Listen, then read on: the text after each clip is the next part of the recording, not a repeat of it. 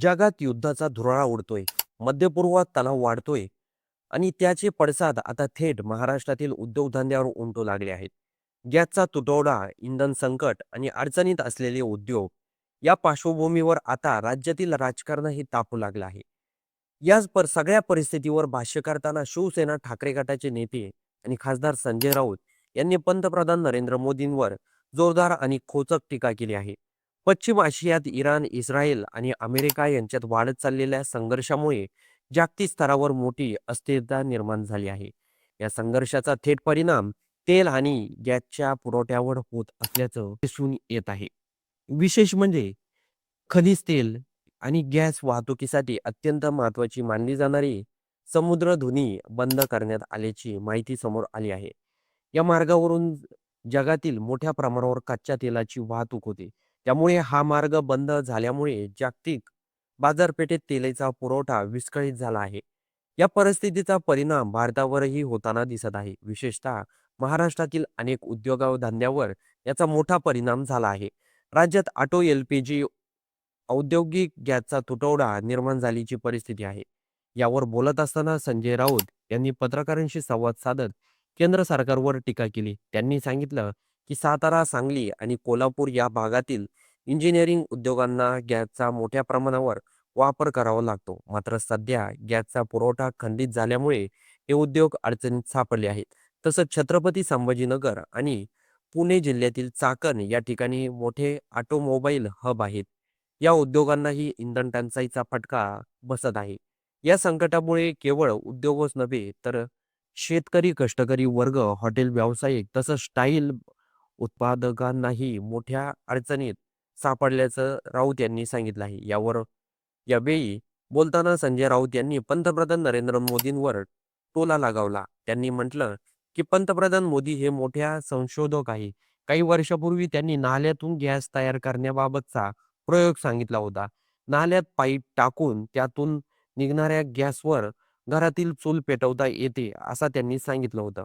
आज देशावर इंधनाचं संकट असताना पंतप्रधानांच्या या संशोधनाचा फायदा देशाला व्हायला हवा, असा खोचक सल्लाही राऊत यांनी दिला आहे.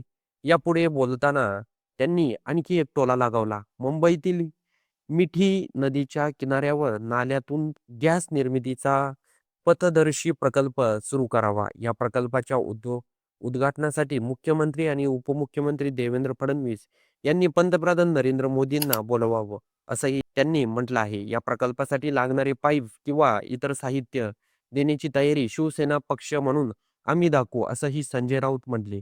तसंच हा प्रयोग जर मिठी नदीवर यशस्वी झाला तर पुढे यमुना नदीवरही असाच प्रकारचा प्रकल्प राबवता येईल, असा उपरोधिक टोला त्यांनी लगावला. यावेळी त्यांनी केंद्र सरकारवर आणखी टीका करत म्हटलं की ते केंद्र सरकारचं भारताला 100 वर्ष मागे नेण्याचं स्वप्न आता पूर्ण होताना दिसत आहे. सध्याची परिस्थिती अशीच राहिली तर रस्त्यावर गाड्याऐवजी पुन्हा बैलगाड्याचं युग येईल काय, अशी भीतीही त्यांना व्यक्त केली आहे. महाराष्ट्रात सध्या इंधन टंचाईमुळे गंभीर परिस्थिती निर्माण झाली आहे. मात्र पंतप्रधान नरेंद्र मोदी आणि त्यांचे समर्थक या प्रश्नावर एकही शब्द बोलायला तयार नाहीत, अशी टीकाही राऊत यांनी केली आहे. सरकारकडून घरगुती गॅसचे दर देखील वाढवण्यात आले आहेत. आता दुसऱ्या देशातल्या युद्धाचा परिणाम आपल्या महाराष्ट्रावर देखील होताना दिसत आहे. हॉटेल व्यावसायिक यांना देखील गॅसवर वेळेवर गॅस मिळत नाही. आता सरकार काही निर्णय घेतंय का, याकडे संपूर्ण महाराष्ट्राचं लक्ष लागलेलं आहे. इराण आणि अमेरिका यांच्यात मोठा फटका जगातील अनेक देशांना बसत आहे. महत्त्वाचा सागरी मार्ग इराणकडून बंद करण्यात आला आहे. भारतातला एल-पी-जी गॅसच्या ज्या मार्गाने पुरवठा होतो, तोच मार्ग बंद झाल्याने भारतात गॅसचा मोठा तुटवडा निर्माण झाला आहे. व्यावसायिक गॅस सिलेंडर मिळणे सध्या पूर्णपणे बंद आहे. यामुळे अनेक हॉटेल चालकांपुढे मोठे संकट आहे. गॅसचा तुटवडा निर्माण झाल्याने अनेक लोकांच्या रोजगाराचा मोठा प्रश्न आहे. इराण आणि अमेरिका युद्धाची पार्श्वभूमीवर ₹60 घरगुती गॅस सिलेंडरच्या भावात वाढ करण्यात आली होती. त्यानंतर आता एल-पी-जी रिक्षाच्या इंधन दरात एकाच दिवसात ₹13 ची वाढ झाली. ₹62 प्रति किलो लिटर मिळणारा गॅस आता ₹75 वर पोहोचला आहे. इस्रायल आणि अमेरिकेने 28 फेब्रुवारी रोजी मोठा हल्ला इराणवर केला. इराण आणि अमेरिका युद्ध लवकरात लवकर थांबवावे अशी मागणी केली जात आहे. मात्र हे युद्ध काही थांबायचं नाव घेत नाही. उलट इराणकडून महत्त्वाचा समुद्री मार्ग बंद करण्यात आल्याने इराणवर अचूक घातक हल्ले अमेरिका करताना दिसत आहे. तर या युद्धाच्या परिस्थितीबद्दल आपलं काही मत असेल तर ते कमेंट बॉक्समध्ये नोंदवायला विसरू नका.